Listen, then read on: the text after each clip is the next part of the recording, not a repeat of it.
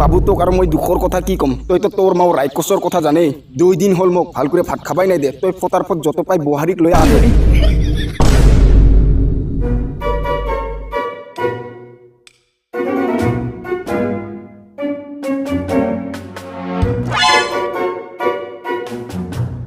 আৰে এই কি নগেন কিবা ৰাতিপুৱা তুই বাজাৰ কৰি লৈ আহিল নেকি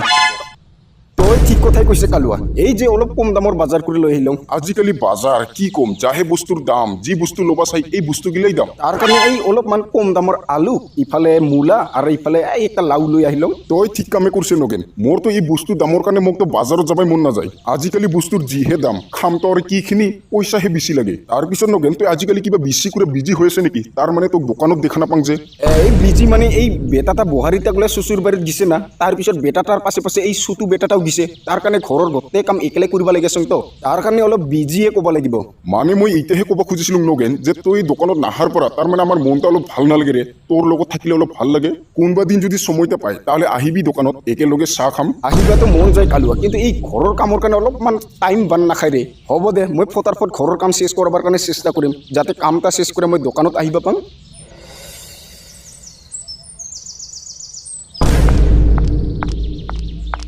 এই শুনছি না ক'ত গেল সালা আজিকালিৰ দিনটা কি যি হৈ যাইছে না সালা এই জানুৱাৰী মাহৰ পৰাই গৰম হ'ব ধৰিল আৰু ইফালে বস্তুৰ যিহে দাম এখনো আৰু এই মূলা 50 টাকা কিলো থাকে না সালা বস্তুৰ দাম গিলা শুনিলে মাথাই খাৰাপ হৈ যায় মোৰ বাবা নাহিলে মই বাজাৰতে ৰাতি থাকিম নেকি কথা যি কৈ এইটা লো বাজাৰ লো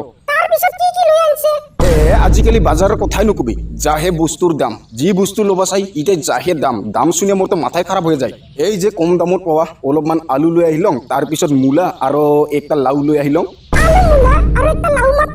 তাহলে এতকৈ আৰু কম দামৰ চাকে নাই এইতে মাত্ৰ কম দামৰ আছিল তো মই বাছাই নিচিনা লৈ আহিলং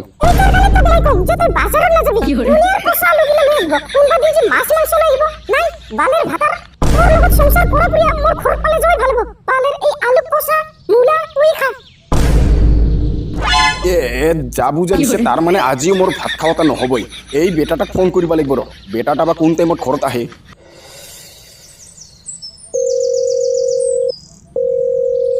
हेलो আরে বাবু পুষ্পা তোর ওইফালে শ্বশুর বাড়ির সব ঠিকই আছে তো সবে ঠিকই আছে বালের মইহে ঠিক নাই আরে দাদা বাবা নাকি আরে বাবা চুপ এক থাপড় দিয়ে দিম শালা ভাল করে কথা কইছং দেখা নাই পাই চুপ থাক এই লেকচার মই বাবার নামে কথা কম কইলে আর কি কথা কব না এক থাপড় দিয়ে দিম একদম চুপ থাক বাবা তার পিছে তো ইফালে ঠিকই আছে তো বাবু তোক আৰু মই দুখৰ কথা কি কম তই তো তোৰ মাও ৰাক্ষসৰ কথা জানেই 2 দিন হ'ল মোক ভাল কৰে ভাত খাবাই নাই দে তই ফটাৰফট যত পাই বহাৰীক লৈ আহ